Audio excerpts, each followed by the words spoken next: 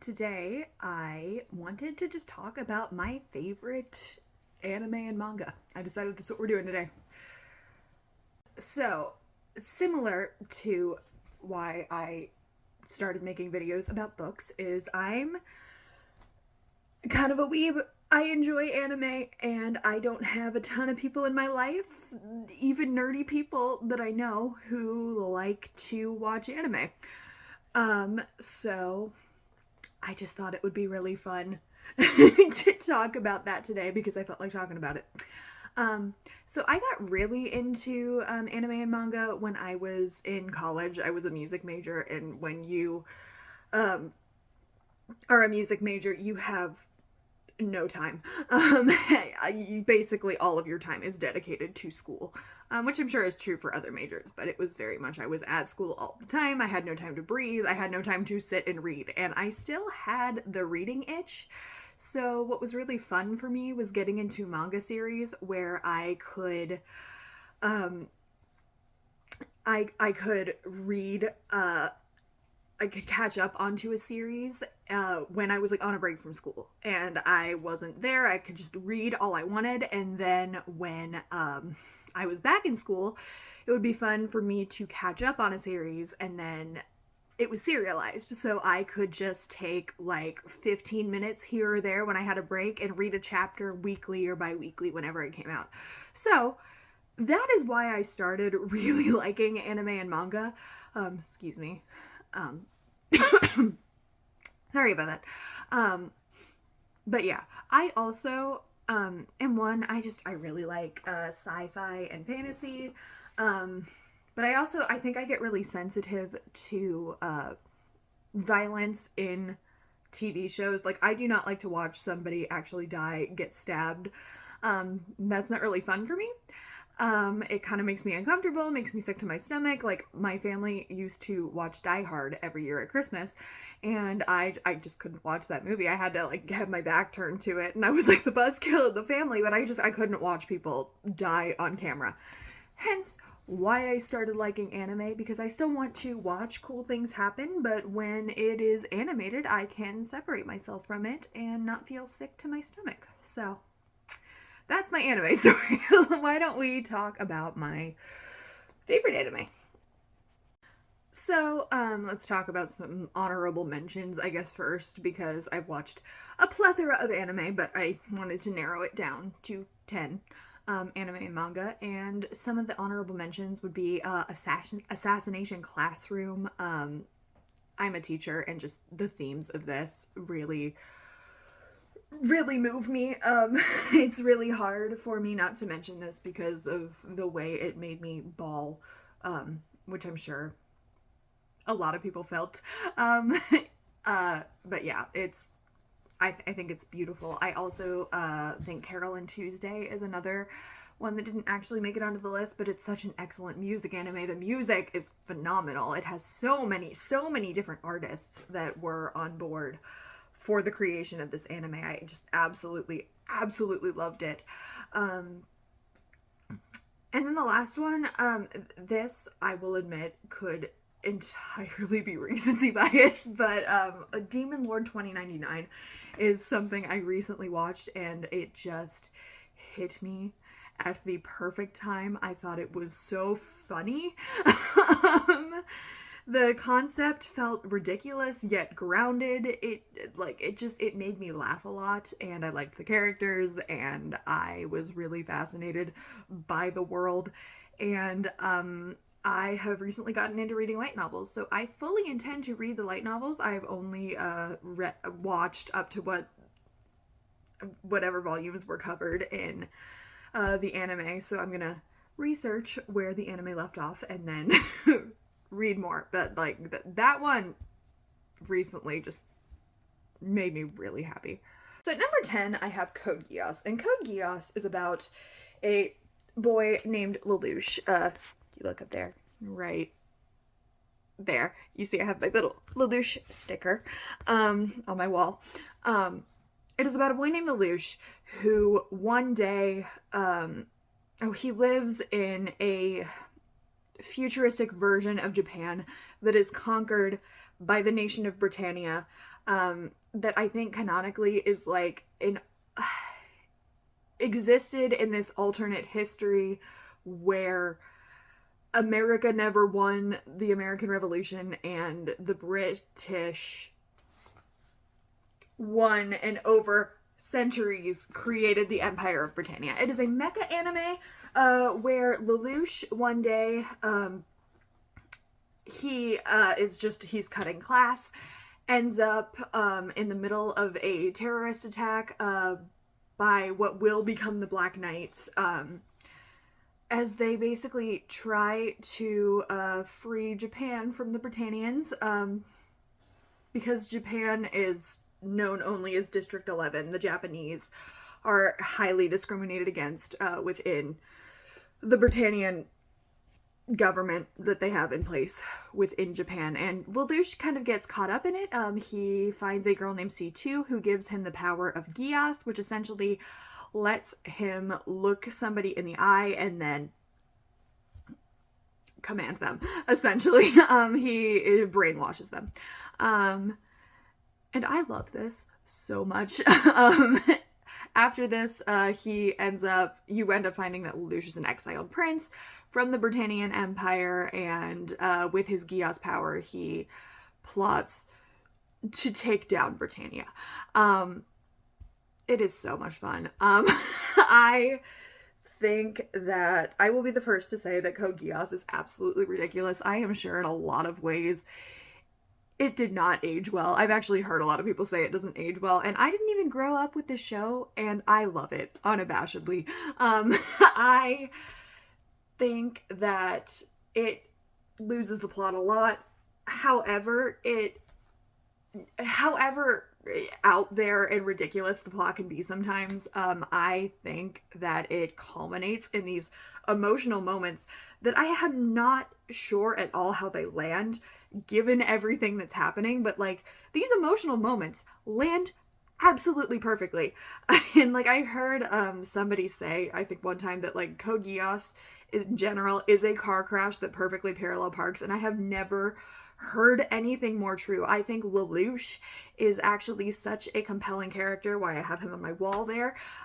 He is so flawed, and even though I don't really approve of everything he does, like I root for him. In a way, I root for so few characters. Like, I don't like the things he does, but yet I'm so on his side all the time. I think, again, Suzaku is another great character.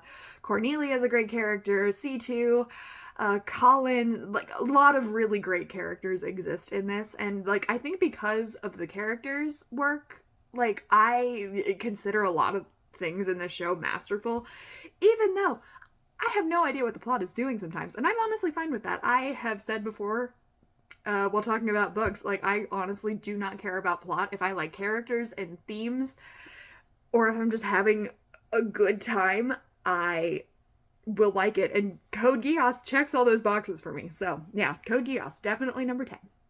Number 9, I have Fruits Basket. Again, I think this is also probably a very flawed story in a lot of ways. I would say that there's not a lot happening.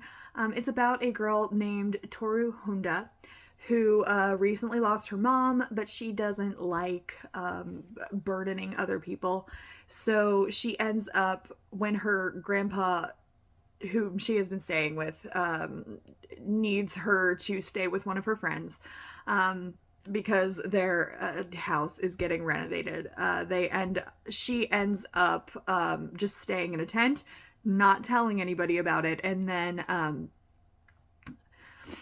ends up running into the Soma family because she's accidentally been camping on their property. She ends up living with them, gradually learning that they have a family curse where they are possessed by the zodiac spirits, and so they end up turning into members of the Chinese zodiac when they are hugged by members of the opposite sex, or they're weakened. It sounds weird in concept, but something that I really admire about anime is it is able to take ridiculous sounding scenarios and make them feel very grounded and human. And I think that's exactly what Fruit Basket does. I think this is really very much a slice of life with Toru getting to know the members of the Zodiac family. You finding out that like this family curse really does a number on their family. It's a lot of people coming out of abuse, a lot of people having to heal emotionally from horrible things that have happened to them as a result of this curse.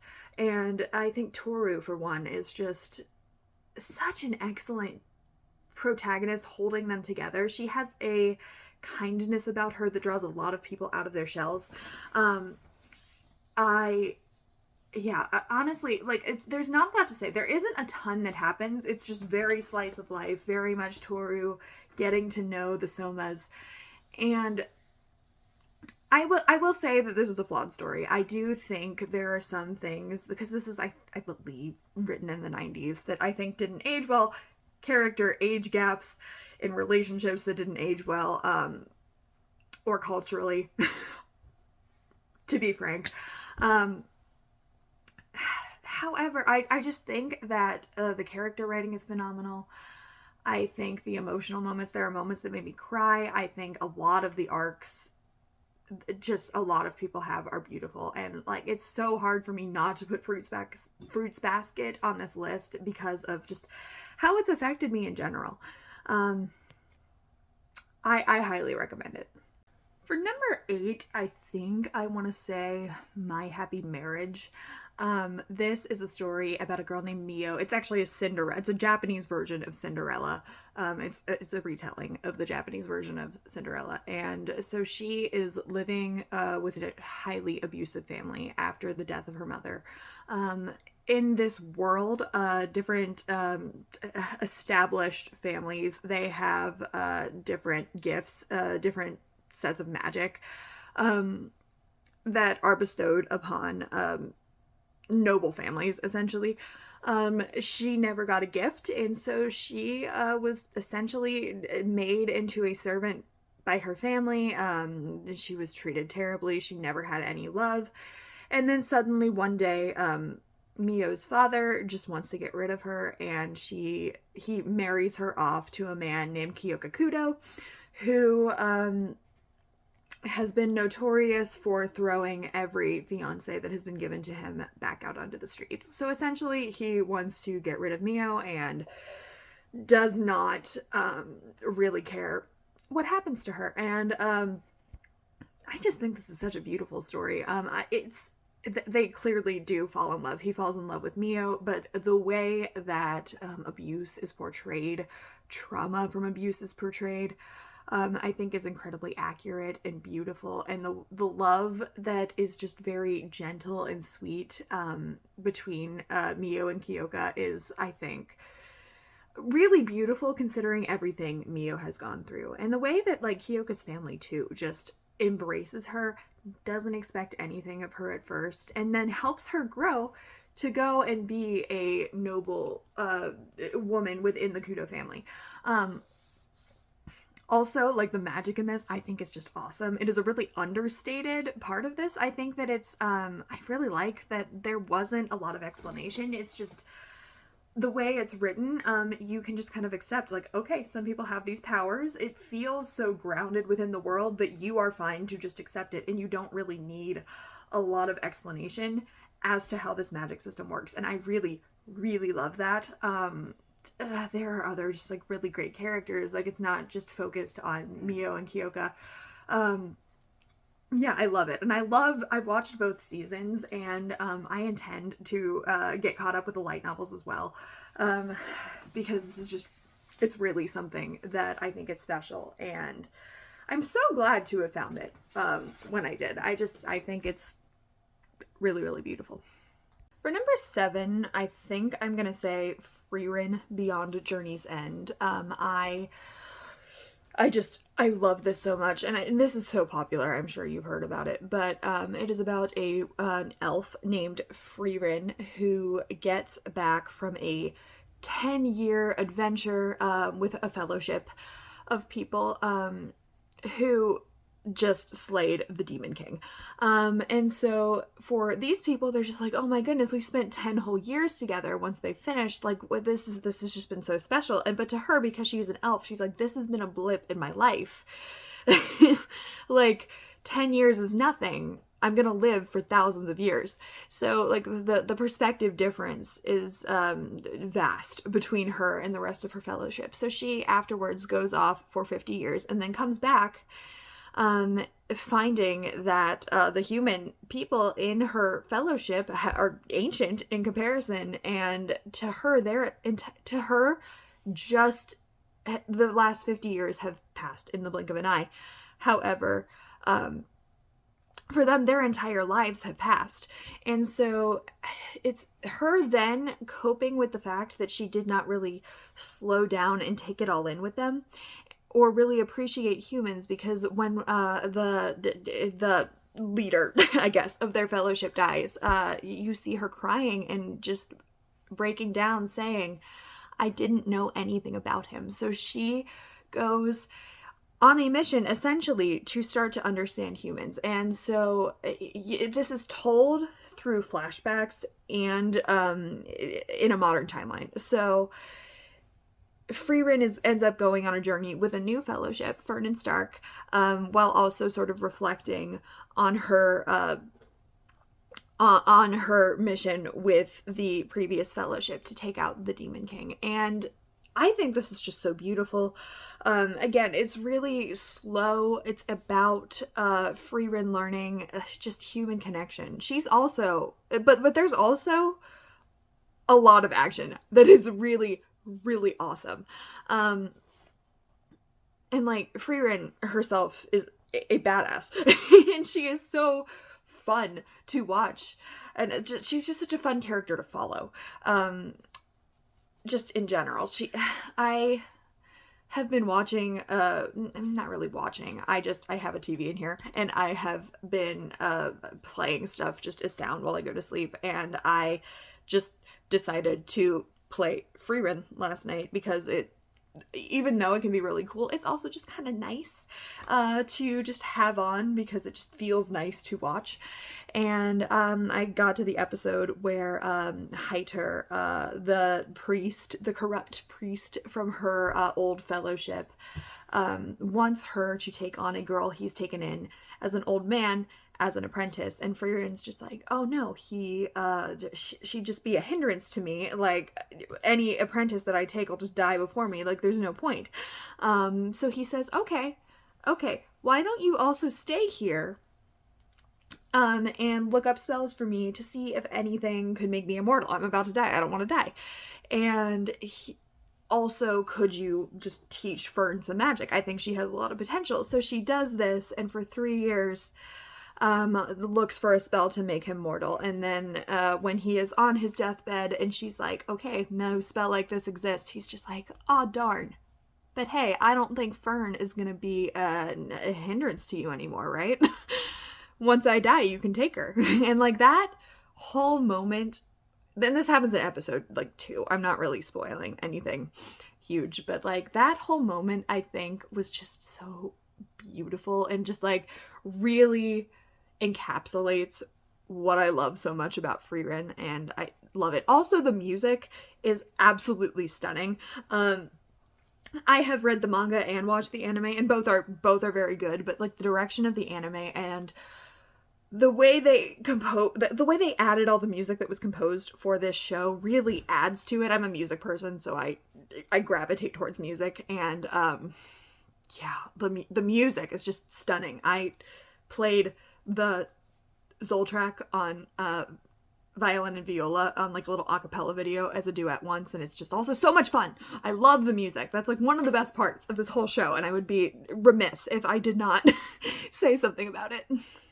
But yeah, Frieren, excellent.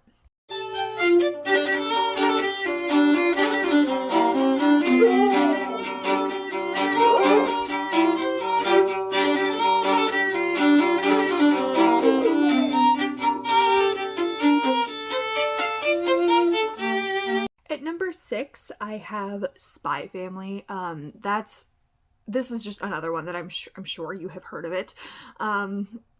And it has just always stuck with me. It is about a man named Lloyd who is a master spy in this alternate 60s Germany that's in the midst of a Cold War that he's trying not to turn hot. And so he ends up with a mission called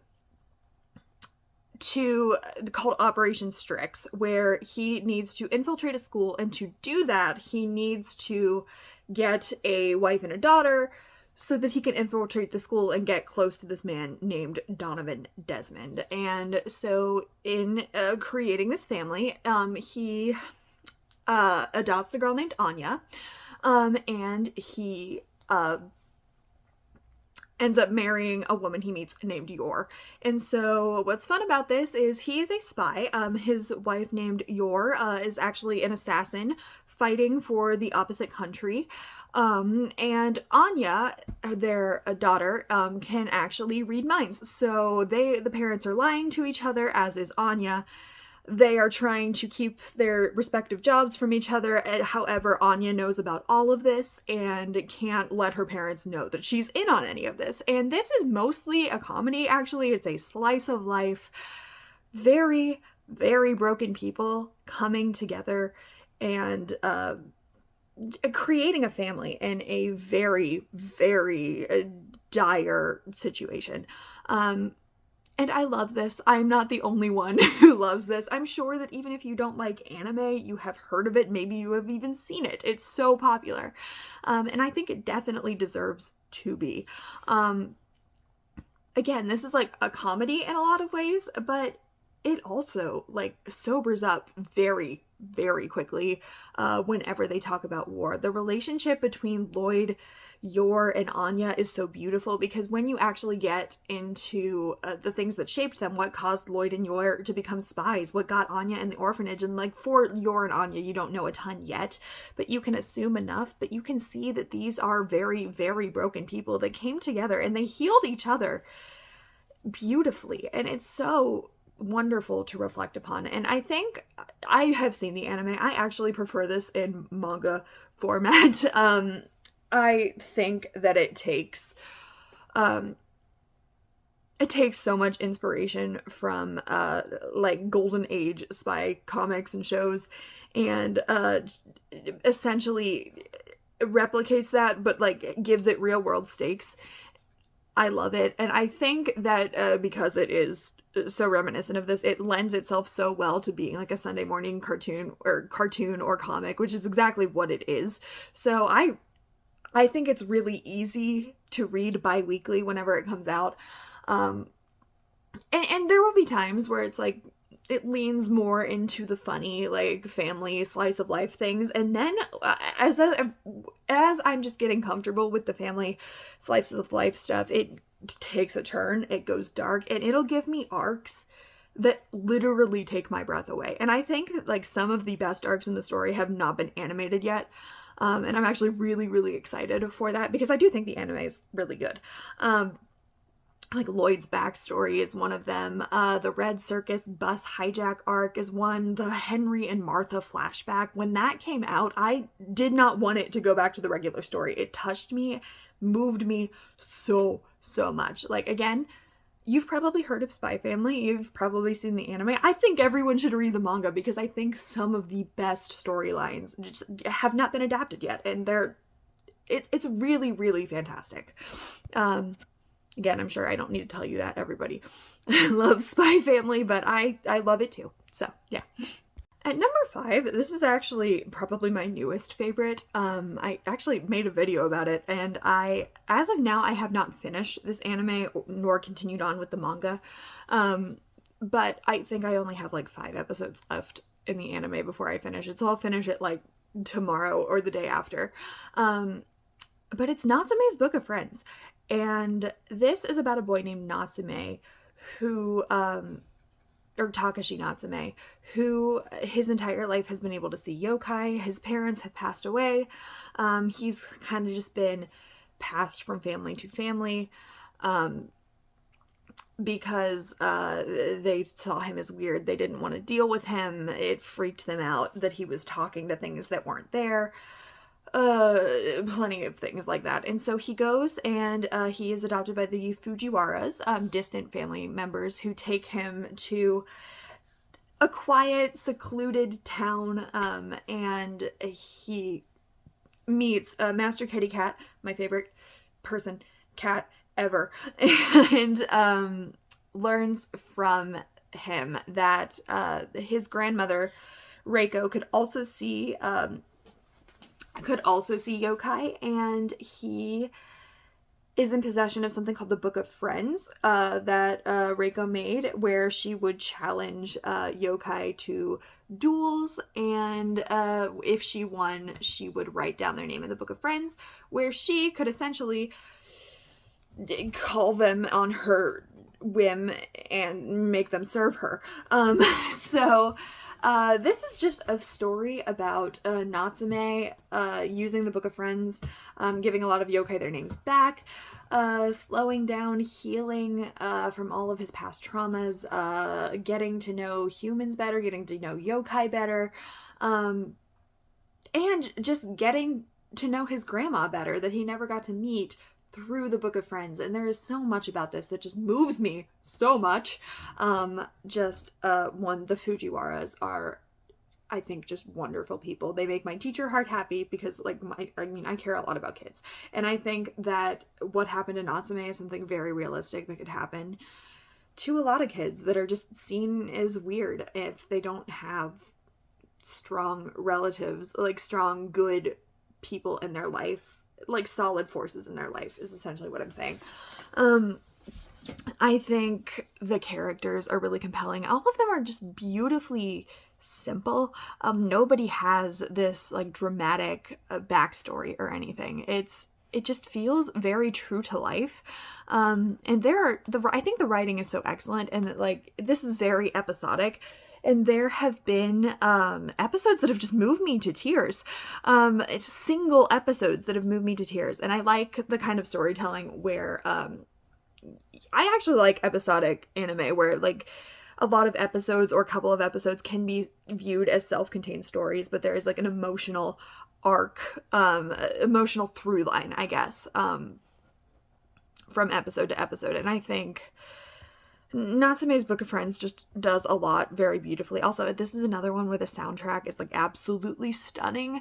And I do plan to read on in the manga once I complete it, and I'm almost finished. It's going to take me a while to figure out where to start because from my understanding, maybe a lot of the anime wasn't exactly canon, and it went out of order, so I'm going to like have to figure out where to actually pick up with the manga once I catch up with the anime. But again, I'm not finished, but I have 5 episodes left, and it needs to do something really terrible for it not to be on this list, so I'm comfortable putting Natsume's Book of Friends at number 5.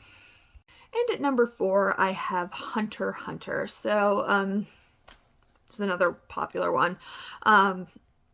Yeah, it's about a boy named Gon who his dad was never around. He essentially goes off to become a hunter, which is just something that exists in this world where they go on adventures, and Gon goes on some adventures.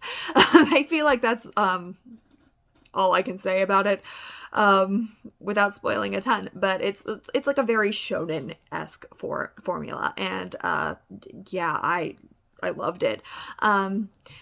Primarily for the Chimera Ant arc, I feel like Hunter x Hunter is really high for me. However, I feel like most of Hunter x Hunter is just alright. Like, it's pretty solid. And then I put it so high on my list because the Chimera Ant arc is, I think, one of the greatest stories I have ever consumed. Ever. I think that Meruem is hands down my favorite villain of all time. His arc into becoming like not exactly a hero, but somebody that I would die for, I think is absolutely phenomenal. I have scenes in this, which I'm sure are true for a lot of people, that like will not get out of my mind. I think Killua Zoldyck is one of my favorite characters ever. I love the arc he goes through. I love his friendship with Gon and how it evolves constantly throughout the series. I do hate Gon. I don't know if that's like an unpopular opinion, but he does something in this book that I don't really think he redeemed himself from. And I do understand he's a child, but this is how I feel about Gon. But it's also again, just one of the best arcs, and I don't know if it's controversial. I know some people think it's too long. I have no problem with the length, and it's literally because of this arc that I think Hunter x Hunter is an absolute masterpiece. I love it. At number 3, I will keep this brief because it's one I have talked about recently. It's also a new favorite, and it's 86. This is a story about a futuristic world where humanity is engaged in a war against Legion, which are these self-piloting robots that were originally intended to be like bodyguards or like fighting machines so that war could become bloodless, but they went rogue. And so humans are left to fight this never-ending battle against the Legion. And so it takes place in the Republic of San Magnolia, where our main character, Lena, who is a member of the Alba, they are like the dominant race within the Republic, she commands the Republic's like self-piloting drones that fight the Legion that are actually piloted by people, and it's like made up of anybody that isn't the dominant race that were thrown into internment camps and forced to fight this war for the Alba people who are sheltered safely and snugly within some walls. And this series just, it does a lot. I feel like I talk about it so much just in life, and I know I have made several videos gushing about 86, but again, some of the greatest characters I've ever read. I think the thematic writing is phenomenal. I think a lot of the world building is really stellar. I love that the world feels lived in. I love the way 86 portrays trauma. But yeah, I think it's a masterpiece. I think that all of the light novels that come after it, the anime only ever got one season, which is tragic. It only ever got one season, but there are 13 light novels, and the anime only covered the first 3 books in the series. So if you have seen the anime and want more, you have 10 more phenomenal books to read. And I think this one, I wish more people talked about it. I do think it has a cult following, and deservedly so, where people really, really love it. But it just, I think, never got the wide acclaim that I think it definitely deserves. Not that I'm like qualified to, judge that, but I wish more people read it or watched it, anything. It's phenomenal. Like,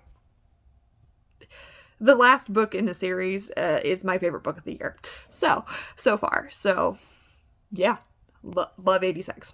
At number 2, this one is actually a really, really special anime to me, and that is Cowboy Bebop. This is about a character named Spike who he's a bounty hunter with his friend named Jet. Basically, Faye, another character, Edward, a dog named Ein.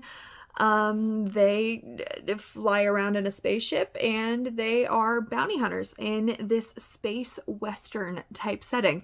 And this is another really episodic one that does have like emotional through line through the story. And this is just, it's so hard for me not to put any lower because it just affected me so deeply. The ending is, I can't spoil it for you, but it is one of the greatest endings in anything I have ever seen or read. I was so affected by this when I watched it that I could not enjoy anything else. Literally for like a week. Like, I tried to read a book the day after I finished that, and I think I literally said, that's not Cowboy Bebop. Like, nothing will top this. And I understand that, like, some people might not connect with it to the level that I do.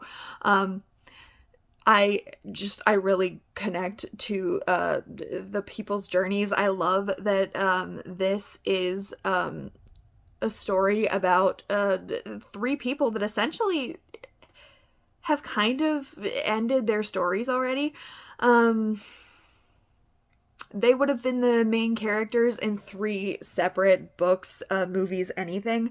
And this is sort of just them dealing with their day-to-day, not knowing how to deal with what happened to them. And I love that. I think there are so many human moments, quiet moments that endear you to the characters. The writing is very, very subtle, which is not always true for anime. It's very much like a show don't tell type show. I love that it just doesn't hold your hand. So much of it is smart, but it's not, I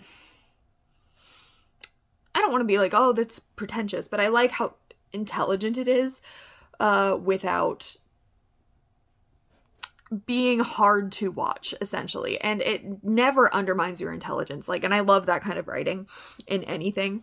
And the music. This is actually my favorite thing ever set to music. I am a fan of opera. I'm a fan of ballet. I'm a fan of just movie scores in general. And the best thing I have ever seen set to music is Cowboy Bebop. I think the music that Yoko Kanno wrote is iconic. It is just stunning. I love that she didn't even know what 12-bar blues was, because jazz is the primary music style within Cowboy Bebop.